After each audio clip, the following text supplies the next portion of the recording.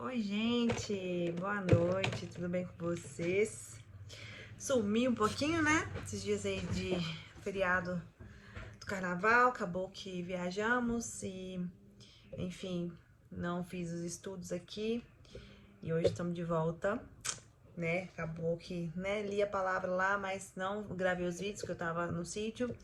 Mas vamos continuar firme e forte no nosso estudo, que a gente tem Marcos 7 hoje para ler e estudar a palavra.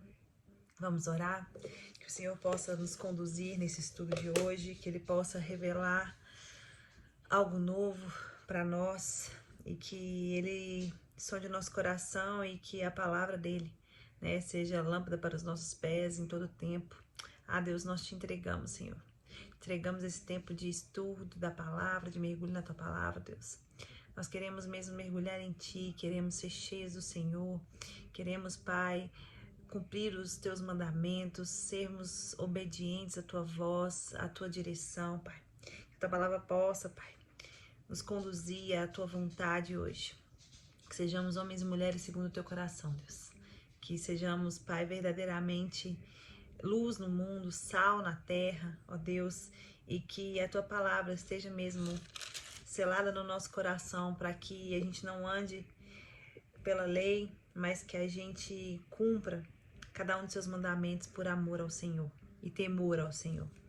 Porque o temor do Senhor é o princípio da sabedoria, Deus. E nós desejamos a sabedoria que vem de Ti. Em nome de Jesus, nós oramos e te agradecemos, Pai, por esse estudo de hoje. Amém. Vamos lá então, gente. Marcos 7 diz assim: os fariseus e alguns dos mestres da lei, vindos de Jerusalém, reuniram-se a Jesus e viram alguns dos seus discípulos comerem com as mãos impuras, isto é, o lavar. Os fariseus e todos os judeus não comem sem lavar as mãos cerimonialmente, apegando-se assim à tradição dos líderes religiosos. Quando chegam da rua, não comem sem antes se lavarem. E observam muitas outras tradições, tais como o lavar de copos, jarros e vasilhas de metal.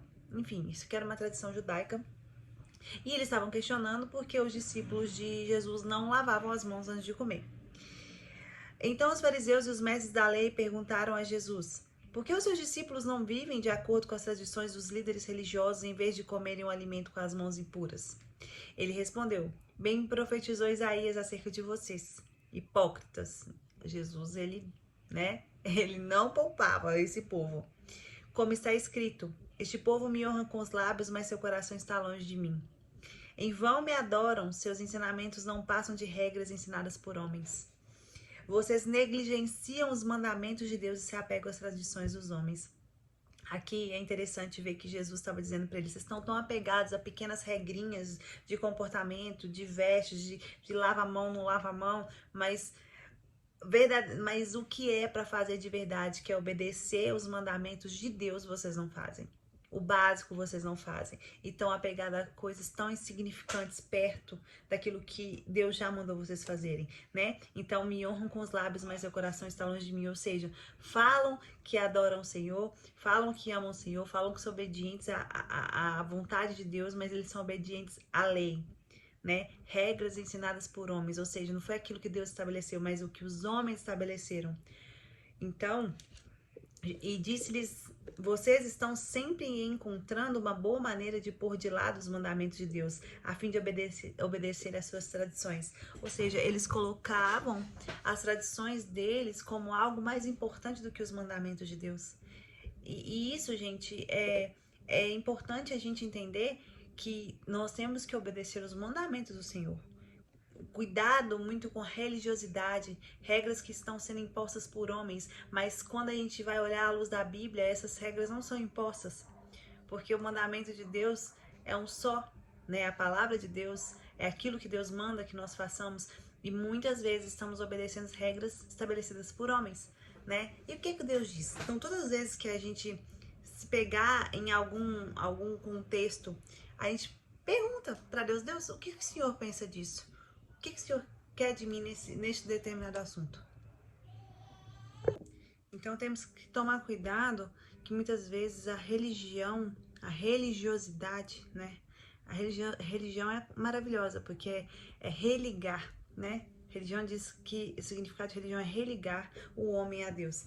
Mas a religiosidade, ela nos afasta muitas vezes do Senhor. Porque são impostas tantas regras, e a pessoa fala assim, é impossível obedecer tudo isso, né?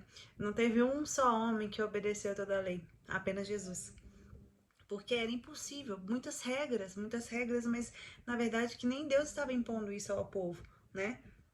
E então, é interessante, aqui, continuando, né? No 10 diz assim, pois Moisés disse, honra teu pai e tua mãe, e quem amaldiçoar seu pai ou sua mãe terá que ser executado, mas vocês afirmam que se alguém disser a seu pai ou sua mãe qualquer ajuda que vocês poderiam receber de mim é corbã, isso é uma oferta dedicada a Deus, vocês o desobrigam, os desobrigam de qualquer dever para com seu pai e com sua mãe.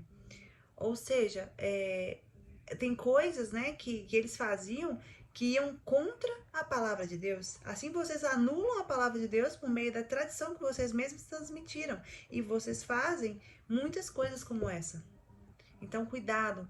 Muitas vezes as regras anulam até a vontade de Deus para nós. Então, a gente tem que entender, buscar na palavra, todas as vezes entender, é Deus que está falando isso? Está na palavra isso? Esse é um mandamento do Senhor? Ou é um mandamento estabelecido por homens, né? Então, no 14 diz assim, Jesus chamou novamente a multidão para junto de si e disse, ouçam-me todos e entendam isso. Então, Jesus afirmou, me ouçam e entendam. Não há nada fora do homem que nele entrando possa torná-lo impuro. Ao contrário, o que sai do homem é que o torna impuro.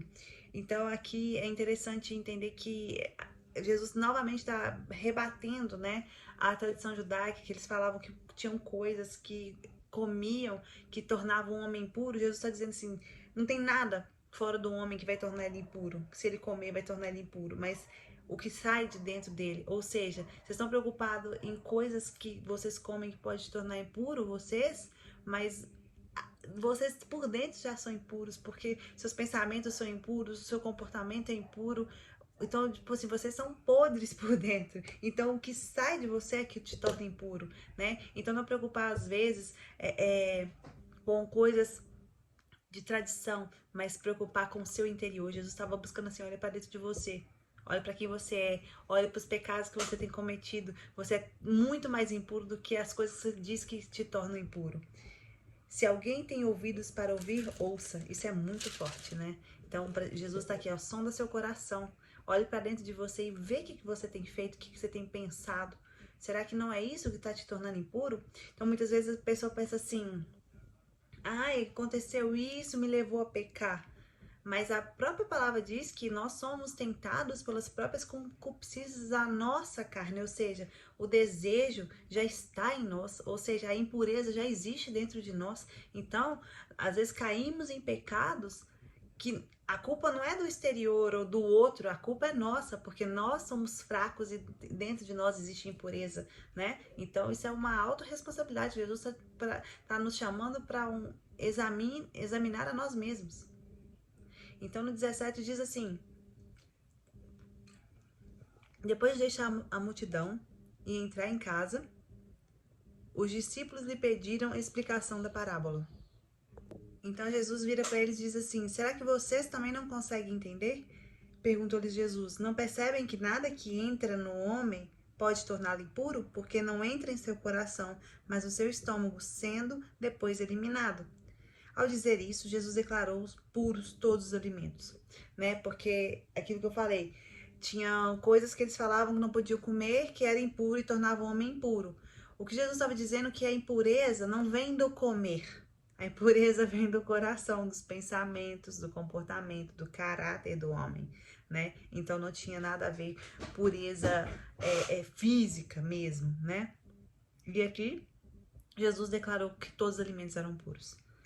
E continuou, o que sai do homem é que o torna impuro, pois do interior do coração dos homens vêm os maus pensamentos, as imoralidades sexuais, os roubos, os homicídios, os adultérios, as cobiças, as maldades, o engano, a devassidão, a inveja, a calúnia, a arrogância e a insensatez. Todos esses males vêm de dentro e tornam o homem impuro.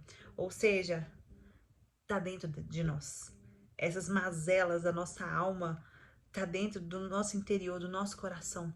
E é isso que nós temos que lutar todos os dias para tirar isso de nós, tornar esses pensamentos eliminados da nossa mente, né?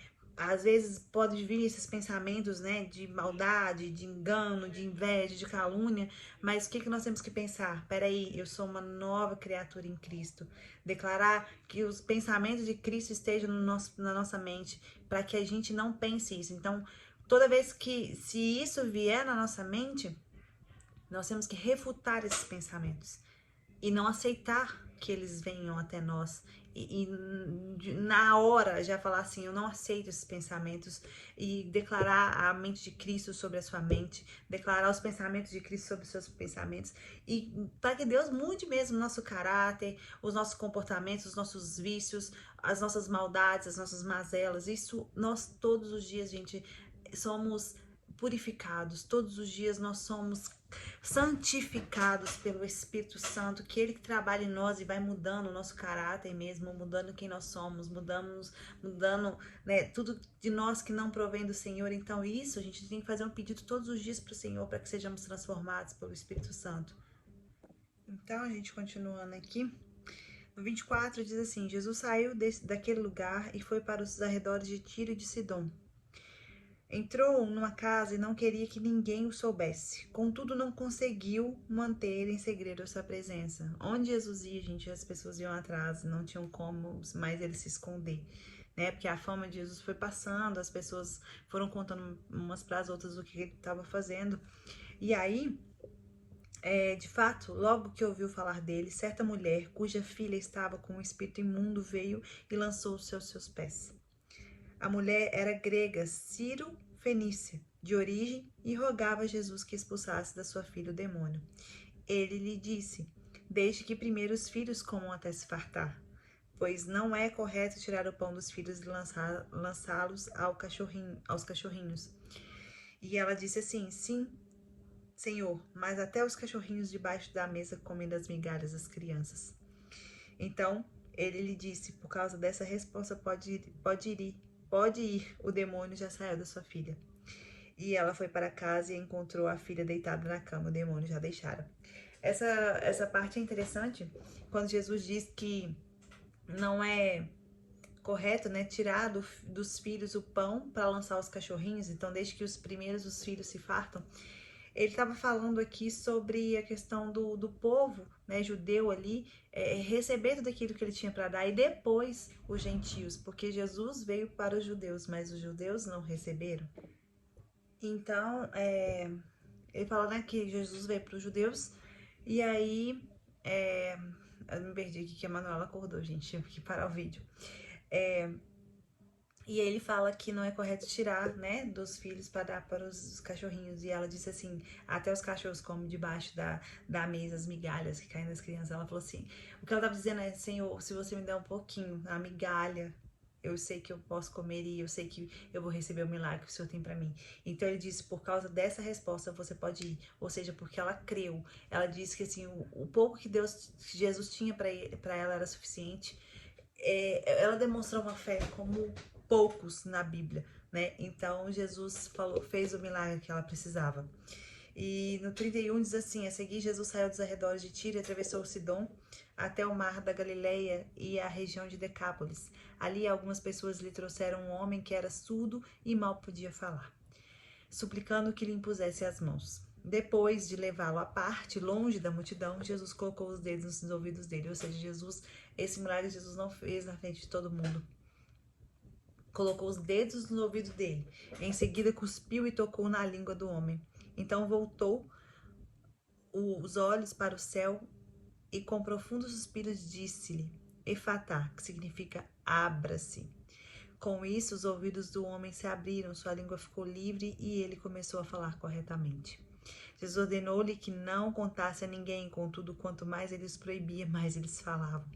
O povo ficava simplesmente maravilhado e dizia, ele faz tudo muito bem, faz até o surdo ouvir e o mudo falar.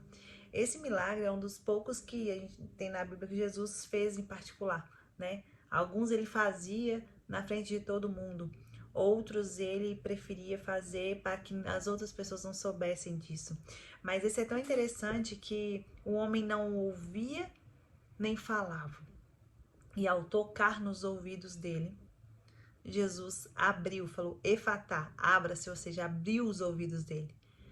E Jesus cuspiu e tocou na língua. É interessante, né, essa forma dessa cura que Jesus fez, porque tem uma outra que Jesus cospe no barro e faz o cego enxergar. O que eu entendo, talvez, ali nesse cuspe ali de Jesus, né, era o DNA de Jesus que estava indo para esse homem, né? Era algo muito íntimo de Jesus que estava indo para ele, para liberar vida. Então eu creio que o DNA de Jesus estava liberando vida ali naquele homem, né? E a língua que não falava começou a falar. E os ouvidos que estavam fechados se abriram quando Jesus falou efatá. Então muitos milagres Jesus toca, mas outros Jesus fala, né? E o poder da palavra dele, o poder do nome de Jesus, a autoridade que ele tinha, e ele, cada milagre era diferente. Então a gente tem que entender também que cada um vai viver o seu milagre de uma forma diferente. Nunca pense que seu milagre vai ser como o do outro. Por mais que Jesus curou vários paralíticos, né, vários cegos, mas cada um foi de um jeito.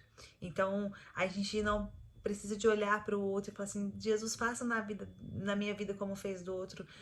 Não fale isso. Fala assim: Jesus, faça na minha vida como o Senhor quiser, da forma como o Senhor quiser. Eu sei que não vai ser como a do fulano, a do ciclano, a da menina, do outro menino. Vai ser de uma forma única e especial, porque para cada um nós somos especiais para Jesus, cada um é único para o Senhor.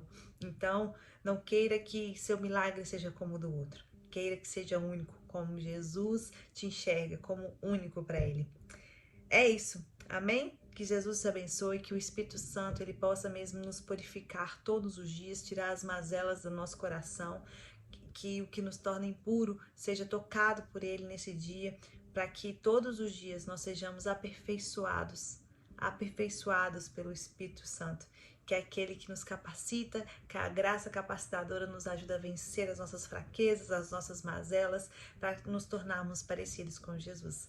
Que Ele te abençoe e até amanhã, se Deus quiser.